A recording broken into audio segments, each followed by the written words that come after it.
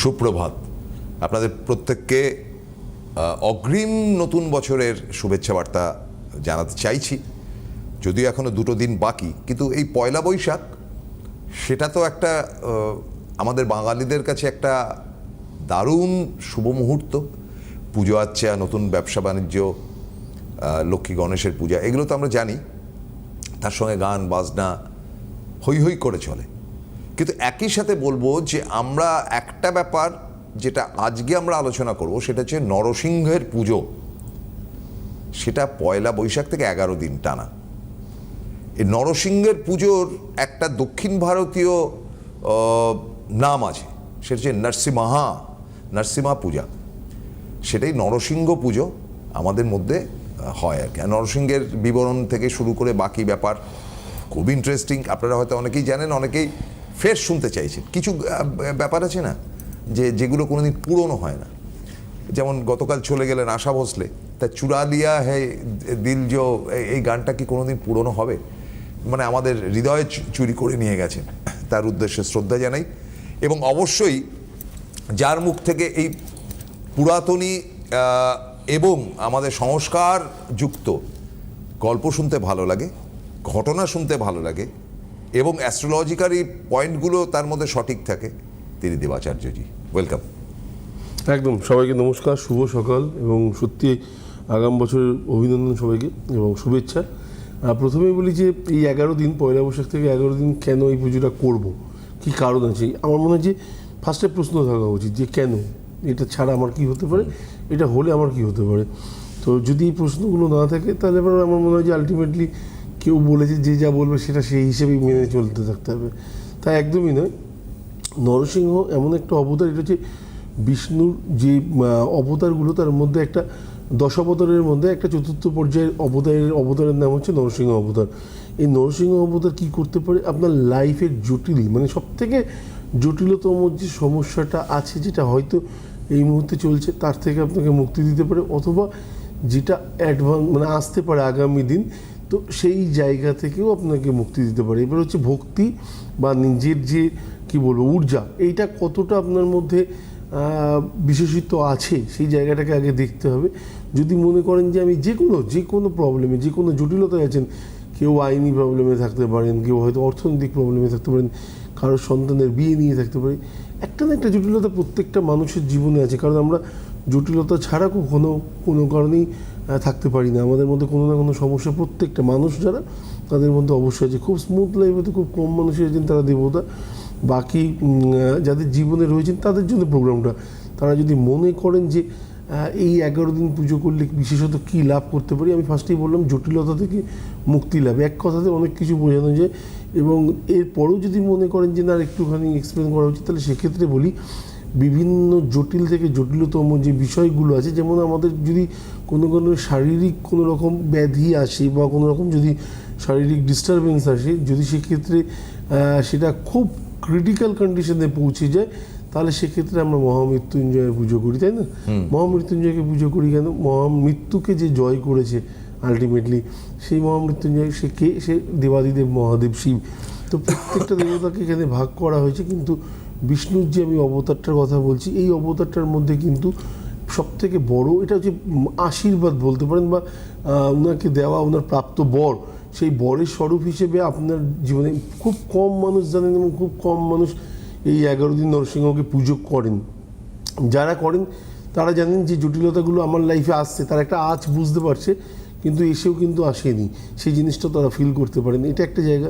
দ্বিতীয় জায়গা হচ্ছে আমরা প্রত্যেকে চাই সুস্থ সবল এবং একটা নির্ঝঞ্ঝাট লাইফ করতে। হ্যাঁ, তো সেক্ষেত্রে কোথাও আমরা কোনো কারণে দেখবেন যে খবরে যদি অত্যাধিক নেগেটিভ খবর আসে, আমরা নিউজ চ্যানেলটাকে পর্যন্ত চেঞ্জ করে দিই।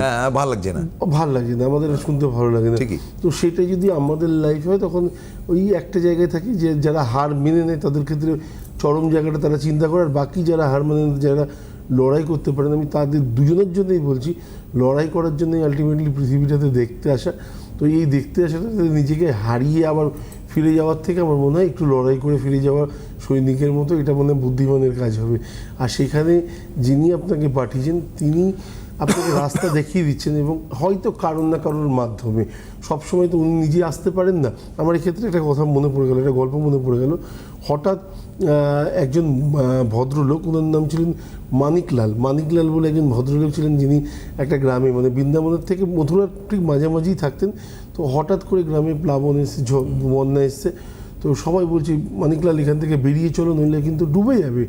তো বলছেন না, আমাকে আমার লাল্লা বাঁচাবে, মানে কৃষ্ণ বাঁচাবে। তো প্রথমে গ্রামের লোক আসলো, তারপরে মাঝিরা আসলো নৌকা নিয়ে, তখন প্রায় বুক অব্দি জল।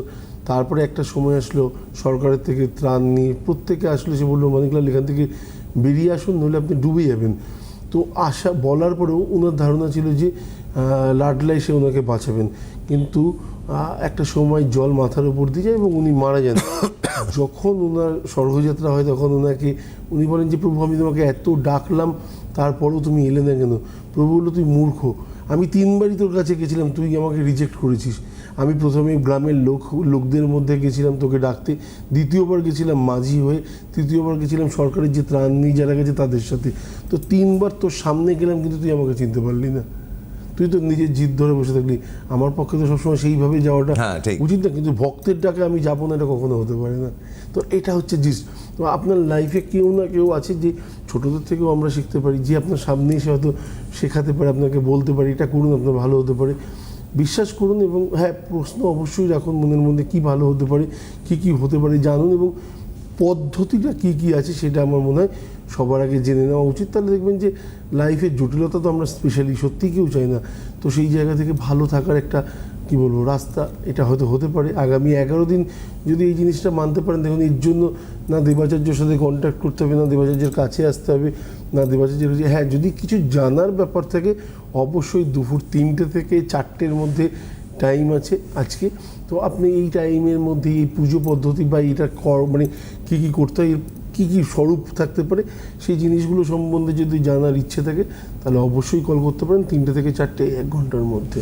এবারে মানে নরসিংহ বা নরসিংহা, এইটা একটু ছোট্ট করে বলে দিন না আরেকবার, যে আমরা তো হিরণ্যকশিপুর গল্প তো পড়েছি, ঘটনা, হ্যাঁ, তাহলে আপনার মুখ থেকে শুনতে বড় ভালো লাগে। না, মেন ব্যাপার হচ্ছে যে নরসিংহ অ্যাকচুয়ালি কে, মানে বিষ্ণুর যে অবতার, সে মানুষের মধ্যে কী হিসেবে এসেছিল, সিংহ হিসেবে এসেছিল এবং কেশরযুক্ত। সব থেকে মজার ব্যাপার হচ্ছে আপনি দেখবেন নরসিংহকে জগন্নাথ মন্দিরে দেখতে পাবেন। তাই? হ্যাঁ, এবং হ্যাঁ পুরীতে জগন্নাথ মন্দিরে রয়েছে, এবং খুব দায়িত্বের সাথে বলছি, ওখানে রীতিমতো তার পুজো হয়, এবং তার কাছে যদি কেউ হাঁটু গেড়ে বসে যদি তার মনোবাসনা মানে যেটা আছে সেটা যদি মানে কখনো চায়, সে কোনোদিন নাকি আজ যদি ফেরায়নি, এটা পুরীর মানুষের কথা। বাবা, তো এর থেকে মজার কী হতে পারে? মানে আমি এমন একজন দেবতার কথা বলছি যাকে কোথাও না কোথাও তো আছেই, এবং শুধু তাই নয়, আমাদের মধ্যে, আমাদের ঠিক পাশের রাজ্যে, তো সেখানে এমনভাবে পুজো হয়, এবং আপনি যখন যাবেন দেখবেন নরসিংহের মূর্তিটা ঠিক অনেকটা উঁচুতে, এবং আপনি নিচ থেকে দাঁড়িয়ে সেটাকে সম্পূর্ণ দর্শন করতে পারছেন, এবং আপনি চাইলে পাশ দিয়ে সিঁড়ি আছে, গিয়ে ওই অবধি গিয়ে তাকে প্রণাম করতে পারেন। তাও আছে? তাও আছে। তো এত সুন্দর ব্যবস্থা করা আছে, এবং আমার মনে হয় যদি কারোর মনে হয় যে না আমি এই মূর্তিটা বা এই স্বরূপ আমার কিছু জানা নেই, নর্মালি নেট দুনিয়া এখন প্রত্যেকে থাকেন, নেট দুনিয়ায় গিয়ে একটা ছবি আপনি কালার প্রিন্ট আউট করে নিতেই পারেন, ইমিডিয়েট করে নিয়ে আপনি আপনার ঘরের মধ্যে কী বলবো ঈশান কোণ যেটা উত্তর পূর্ব কর্নারে অবশ্যই রাখতে পারেন। এবং আপনি মজার ব্যাপার শুধু দেখবেন যে কারণটা মনে করে আপনি ছবিটা রাখবেন, সেই কারণটা ঠিক আপনার কদিনের মধ্যে সফল হচ্ছে।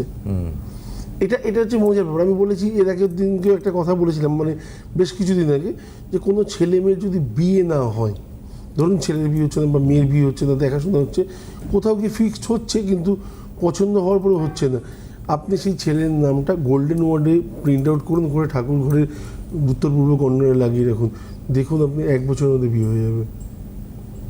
তো বেশ কিছু জিনিস আছে যেগুলো, এবং আমরা অনেক সময় অর্থনৈতিক কারণে ঝঞ্ঝাটে ভুগি, আমরা জানি না বাড়িতে অর্থনৈতিকের মানে মেন লক্ষ্মীর যে ভাণ্ডারটা সেটা কোন দিকে রাখা উচিত, সেটা কোন দিকে রাখবো? পশ্চিম দিকে রাখা উচিত।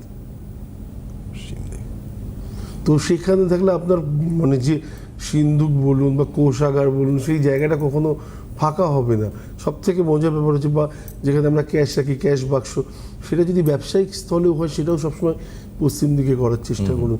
দেখবেন সব থেকে মজার ব্যাপার হচ্ছে সেটা কোনো কারণে খালি হবে না, সবসময় ভর্তি থাকার মতো একটা প্রয়াস থাকে। তো সেই জিনিসগুলোকে মানুন, এবং আমার মনে হয় যে নিজেদের মধ্যেই অনেক অ্যাক্টিভিটিস আছে যেগুলো আমরা করতে পারলে না, মানে আমার মনে হয় যে দেবাচার্যের মতো মানুষের কাছে আসার কোনো প্রয়োজনই পড়বে না। এবং আমি কোনোদিন কাউকে বলি না যে আমার কাছে আসুন, যে জিনিসগুলো আমার মনে হয় আপনারা বাড়িতে বসে জানতে পারবেন সেটা অবশ্যই জানুন। হ্যাঁ, যদি কোনো খুব মেজর কিছু সমস্যা থাকে তাহলে অবশ্যই পরামর্শ নিতে পারেন, সেটা আলাদা, একদম সম্পূর্ণ ব্যক্তিগত ব্যাপার।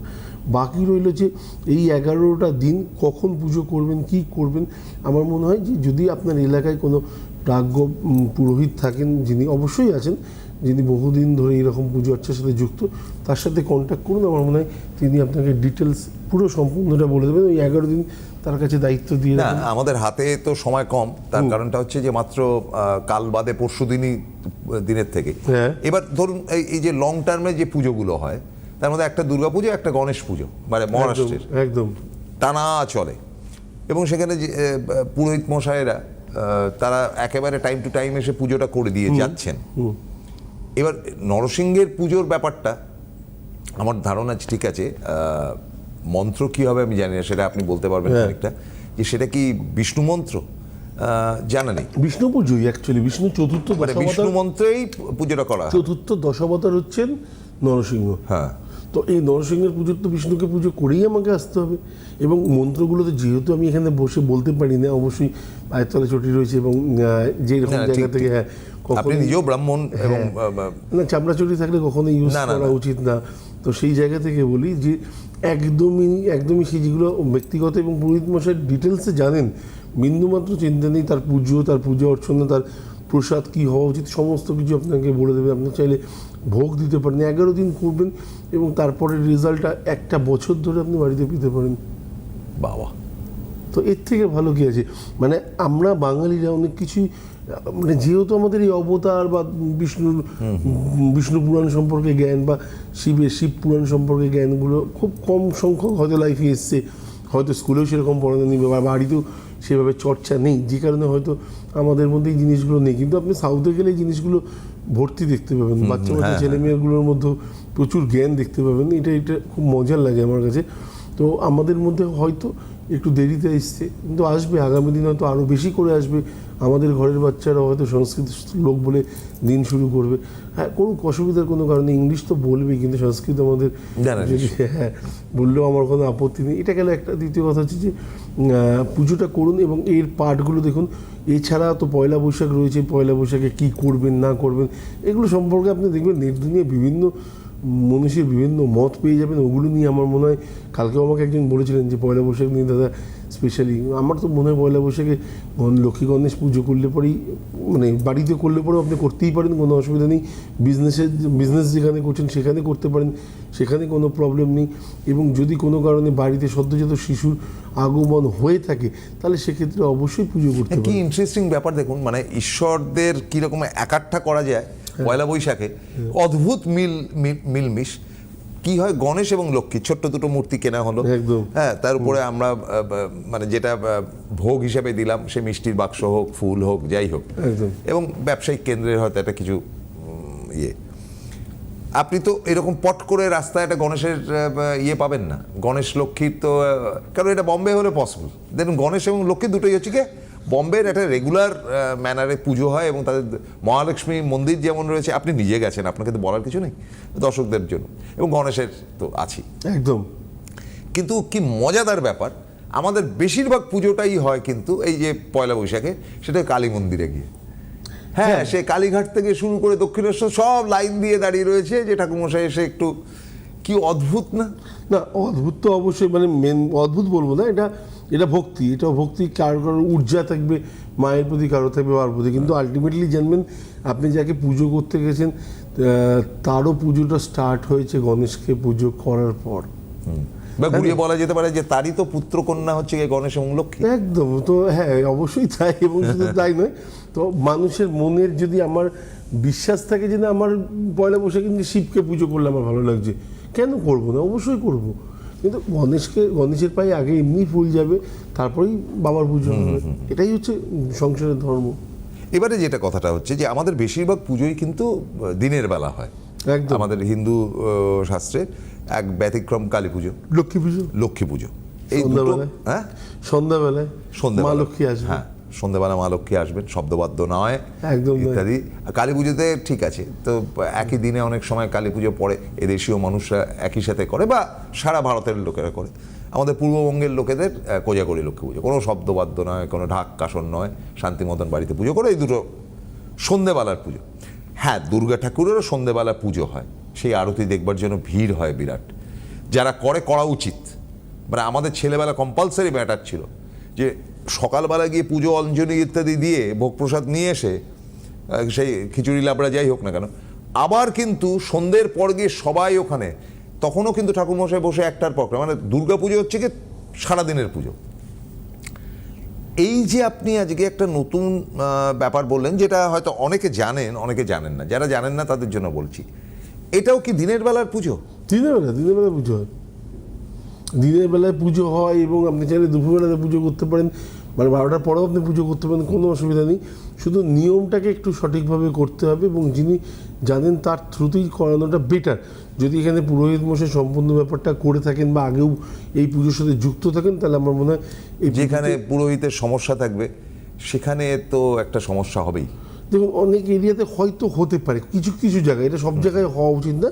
তো তাদের যদি মনে হয় যে কি করণীয় বা কি করা যায়, আমাকে 3টে থেকে 4টে এতক্ষণে কথাতে বললাম, আমি আমি আমি ওইটা যা যা হেল্প করে সেটা করে দেবো এবং সেই অনুযায়ী ঠাকুরমশাইকে পুজো করতে বলবেন, তাতেও হবে, কোনো অসুবিধা নেই। এইটাই আসল কথা। আমি বলছি যেটা, যে ধরুন আমরা তো তার আমার প্রত্যেকবার অমাবস্যার পুজোর ব্যাপারটা আপনার মাধ্যমে আমরা জানতে পারি, বা আমরা হয়তো অঞ্জলি দিই একদম। আপনার ভিডিও দেখে।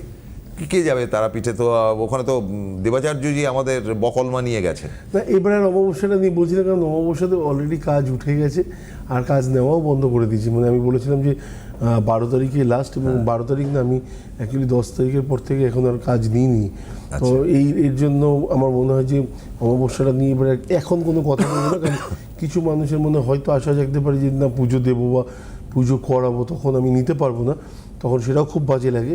এটা একটা, যারা যারা এবারে পুজো করাতে পারছেন না বা হয়তো সম্ভব হয়ে উঠছে না, তাদের জন্য বলি নেক্সট বার ফলোয়ারিনি অমাবস্যা, হ্যাঁ, ওটা তো খুব পাওয়ারফুল একদম। এবং নেক্সট বার অমাবস্যা মানে এই ফলোয়ারিনি অমাবস্যাটাতে হয়তো একটু কিছু কিছু জায়গায় কী বলবো খরচা সাপেক্ষ জিনিস থাকে, অস্বীকার করার জিনিস নেই, কারণ প্রত্যেকটা জিনিস যেই কাজ করতে যাক না কেন কোথাও না কোথাও একটু রেটের মানে উপর নিচ হয়। তো সেই জায়গাটাকে মাথায় রেখে যদি মনে করেন যে নেক্সট টাইম ফলোয়ারিনি অমাবস্যাতে কেউ কন্ট্যাক্ট করতে চাইছেন বা আপনার এলাকায় কেউ আছেন তাকে দিয়ে পুজো করতে চাইছেন, তো যা যা মনোবাসনা আছে সেইগুলো অ্যাটলিস্ট না একটা কী বলবো, আমার মনে হয় ওয়ার্কশিট থাকা দরকার। তার মধ্যে আপনি লিখতে লিখতে যাবেন যে এই অমাবস্যাটাতে আমার এই রিকোয়ারমেন্ট, আমি তার জন্য পুজো করছি, পরবর্তী 3টে অমাবস্যাতে আমি সেম জিনিসই করব এবং এই পুরোহিতকে দিয়ে পুজো করবো, একে আমি চেঞ্জ করব না কোনো অঘটন না ঘটলে পরে। তো শুধুমাত্র একে দিয়ে পুজো করাবো এবং আমার দৃঢ় বিশ্বাস থাকবে 3 নম্বর অমাবস্যাটাতে আমার হয়ে গেলে 4 নম্বর থেকে আমি আমার ফল পাওয়া স্টার্ট করব। এই দৃঢ় বিশ্বাস, এই ঊর্জাটা যদি কাজে লাগাতে পারেন, অটোমেটিক মানে নিজেকে এত বেশি কি বলবো আবেগপ্রবণ, আমি কথাটা উচ্চারণ করবো না, নিজেকে এতটাই বেশি সমর্পণ করে দিন তার কাছে। সমর্পণ কথাটা ঠিক একদম, যে দেখবেন অটোমেটিক্যালি আপনার লাইফে যে জিনিসগুলি প্রাপ্তি আছে না, সেগুলো যেন বৃষ্টির মতো ঝরঝর করে ঝরছে আপনার লাইফে, ঝরতে বাধ্য। আমরা নিজে থেকে খুশি থাকবো কখন, যখন আমাদের মনটা ভালো থাকবে। মনটা মানে আমি আগের দিনকে বলেছি শ্রীকৃষ্ণ, সে যখন নিজেকে নিজের অন্তরাত্মায় যখন তাকে বসাতে পারছি না, তার জায়গা দিতে পারছি না, তাকে ডাকতে পারছি না, তার নাম করতে পারছি না, সংকীর্তন করতে পারছি না, আমি সংকীর্তনটা থেকে তাও দূরে রেখেছি, নামটা তো খুব ইজিলি 24 ঘন্টায় একটা দিন আমি 24 মিনিট তার জন্য যদি দিতে না পারি, ভোরবেলায় দিতে পারি, সকালবেলায় দিতে পারি, স্নানের আগে দিতে পারি, স্নান করে এসে দিতে পারি, তো 24টা মিনিট যদি তার জন্য রাখতে পারি না, এই জায়গাটা যেদিন থেকে ক্লিয়ার হয়ে যাবে, অটোমেটিক্যালি মানুষকে দেখার ভঙ্গিমা, রীতিনীতি, রেয়াজ, প্রতিটা জিনিস, প্রতিটা জায়গায় আপনি চেঞ্জ হয়ে যাবেন। এবার আমি পরের স্টেজটাতে যেটা যাচ্ছি সেটা হচ্ছে যে নরসিংহরাওয়ের পুজো বা নরসিংহের পুজো, আমরা যেটা বলি যে আমরা বলি দেবী, আমরা বলি দেব, হ্যাঁ, ওরা দক্ষিণ ভারতীয়রা বলে রাওজি, মানে পুজোর সমর্পণ। তো এই নরসিংহের পুজো, এটার পদ্ধতি আপনি বলে দিলেন যে এইভাবে করতে হবে। কিছু মনে করবেন না, বহু জায়গায় বহু পুরোহিত এই পুজো সম্বন্ধে জানে না। হতেই পারে, অন্যায় না, তারা করে। আমার ভরসাটা ভাই রয়েছে দেবাচার্যের উপর। তিনি যখন এই পুজোর প্রসঙ্গ তুললেন, এবং এমন নয় যে আমি নরসিংহাজিকে কোনোদিন দেখিনি, বারবার করে নরসিংহাটাই আসছে এই কারণে। পলিটিক্সের মধ্যে যুক্ত থাকলে এগুলো হয়। কিন্তু মার্জনা করবেন আমাকে, কিন্তু নরসিংহর পুজো, নরসিংহের পুজো অ্যাবনর্মালিটি আপনি কিছু জানেন না এটা বললে মিথ্যাচার হবে। কৃষ্ণ বাধ্য হয়েছিলেন সিংহের রূপ নিতে, তার কারণ দুষ্টের দমন এবং শিষ্টের আগমনের জন্য। একদম। শ্রীকৃষ্ণ আজ অব্দি যা যা করেছেন না, দুষ্টের দমন এবং শিষ্টের আগমন করেছেন। আপনি বলুন তো দেখি যে শ্রীকৃষ্ণ কাজটা তুমি ভালো করনি? আমি শতেক চেষ্টা করেও কিন্তু আমি খুঁজে বার করতে পারি আপনার কল্যাণে। আপনি ইনজেক্ট করেছেন, এবং এইটার ক্ষেত্র, এই যে হিরণ্যকশিপুর মাত্রা ছাড়া তার সন্ত্রাস, সে তো ছড়িয়ে গিয়েছিল ভারতবর্ষের বুকে, মানে এই বুকে। তো সেইখান থেকে নরসিংহের রূপ ধরে হাঁটুর উপর, কারণ তাকে মাটিতেও রাখা যাবে না, আকাশেও রাখা যাবে না, হাঁটুর উপর ফেলে রক্তপান করেছিল ভক্ত প্রহ্লাদের, সেখান থেকে সৃষ্টি। এই গল্প তো আমরা প্রত্যেকে একদম একদম গল্পটা জানি, পুজোটা করি না কেন? একদম। এবং আমার মনে হয় যে শ্রীকৃষ্ণের কথা যখন বলা হলো, আমার মনে হয় লাস্ট 2 মিনিট বাকি আছে, তো 2 মিনিটে বলে দেওয়া যাবে, তাই নাকি? হ্যাঁ। তো যেটা যেটা যেটা যেটা আমার মনে হয় যে আমরা না শ্রীকৃষ্ণকে সবসময় কৃষ্ণ কৃষ্ণ বলি, বা লোকে বলে যারা কৃষ্ণ নাম করে তারা একটু ইয়ে হয়, তো ব্যাপারটা কিছুই না। ব্যাপারটা হচ্ছে নিজের মন থেকে, আলটিমেটলি কৃষ্ণ সর্বত্র। তো এই জায়গা থেকে যদি আমি স্টার্ট করি, আমাদের কর্ণ একবার গিয়ে বলেছিল, মাধব আমার লাইফে আমি কি পেয়েছি, আমার লাইফে আমার যখন জন্ম হয়েছে, আমার তখন পিতৃপরিচয় কি জানতাম না, মা আমাকে ভাসিয়ে দিয়ে চলে গেল, আমাকে অন্য কেউ মানুষ করলো, কেউ আমাকে রাজত্ব দিল, কেউ আমার সাথে ছল করলো, গুরু আমার সাথে কিছুটা ধোঁকা তৈরি করলো। তো আলটিমেটলি আমার জীবনটা থেকে মানে পেলামটা কি আমি? তো কৃষ্ণ বললো যে তাহলে আমারটা একবার ভাবো, আমার জন্ম হয়েছিল কারাগারে, তারপরে আমাকে মানুষ করলো অন্য কেউ, তারপরে কন্টিনিউয়াসলি আমি অত্যাচারের মধ্যে দিয়ে গেছি, কিন্তু সব থেকে বড় কথা হচ্ছে তোমার মুখ সবসময় ভার আর আমার মুখে সবসময় হাসি আছে। ডিফারেন্সটা হচ্ছে আমি হেসে হেসে সব কিছুকে জয় করতে শিখেছি, আর তুমি সবসময় নিজের ভেতরে নিজের মানে কি বলো অবজেকশনগুলোকে জানাতে শিখেছো, নিজের অন্তরাত্মাটাকে শান্তি দিতে শেখোনি। তো তোমার অন্তরাত্মায় যিনি বসেছেন সে ভালো থাকবে কোথা থেকে, তোমার মুখে হাসি আসবে কোথা থেকে? যে কোনো কঠিন কাজ আপনি করতে যান, একগাল হাসি মুখে যান, ইজিলি হতে বাধ্য আজ হোক বা কাল। কিন্তু আপনি যদি খুব সিরিয়াস হয়ে যান এবং গম্ভীর অবস্থায় থাকেন না, সেই জিনিস থেকে প্রাপ্তি লাভ হওয়াটা খুব মুশকিল। তো আমার মনে হয় মুখে কিছু থাকুক বা না থাকুক, আমরা তো তাকে ফলো করার মতো তো কি আছে, নাম করা ছাড়া তো বাকি আমাদের কাছে। কিন্তু একটা জিনিস আছে যেটা খুব ইজিলি করা যেতে পারে, খুব জোর গলায় বলছি, একগাল হেসে কথা বলা।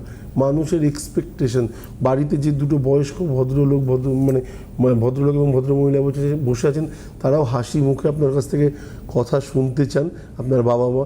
দ্বিতীয় কথা, অফিসের বস, সেও কখনো আপনার কালো মুখটা দেখতে যায় না। তো প্রত্যেকটা মানুষের জায়গাটা হচ্ছে হাসি মুখ, সেটা নিয়ে আছে প্রোগ্রামটা শেষ করি। চমৎকার, আপনি সুবক্তা, সুললিত আপনার বাচনভঙ্গি, এবং সুদৃশ্যের মতন করে আপনি হাজির হন, ইটস এ ম্যান পাওয়ারের মতন আপনার উপস্থিতি। সেখান থেকে নরসিংহের কথা তো আপনার কাছ থেকেই তো শুনতে ভালো লাগবে। আর কে নরসিংহ আছে বলুন? শেষ করছি, নমস্কার, কাল দেখা হবে। নমস্কার।